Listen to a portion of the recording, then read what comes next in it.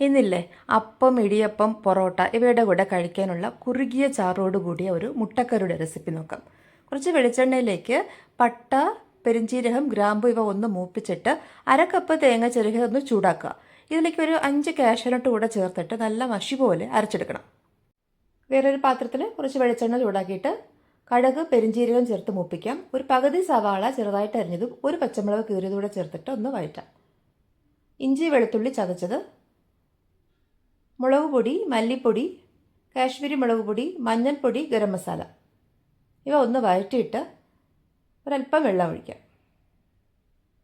ഒരു ഉരുളക്കിഴങ്ങ് പുഴുങ്ങി ഉടച്ചവ് ചേർക്കുന്നുണ്ട്. ഇതിലേക്ക് അരച്ച് വെച്ച അരപ്പ് ചേർക്കാം. ഒരല്പം വെള്ളം കൂടെ ചേർത്തിട്ട് ആവശ്യത്തിനുള്ള ഉപ്പ് ചേർക്കാം.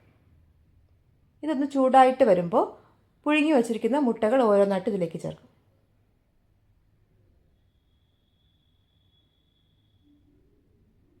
തിള വന്നു തുടങ്ങുമ്പോൾ കുറച്ച് കറിവേപ്പില കൂടെ ചേർത്തിട്ട് ഇറക്കാം.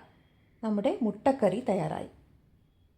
നല്ല കുറുകിയ ചാറുള്ള മുട്ടക്കറിയാണ് കേട്ടോ. അപ്പോൾ ഇനി എന്താണ്, നമുക്ക് അപ്പവോ ഇടിയപ്പവോ എന്ത് വേണമെങ്കിലും ഉണ്ടാക്കാം. ഈ മുട്ടക്കറി കൂട്ടിയിട്ട് സുഭിക്ഷമായിട്ട് കഴിക്കാം.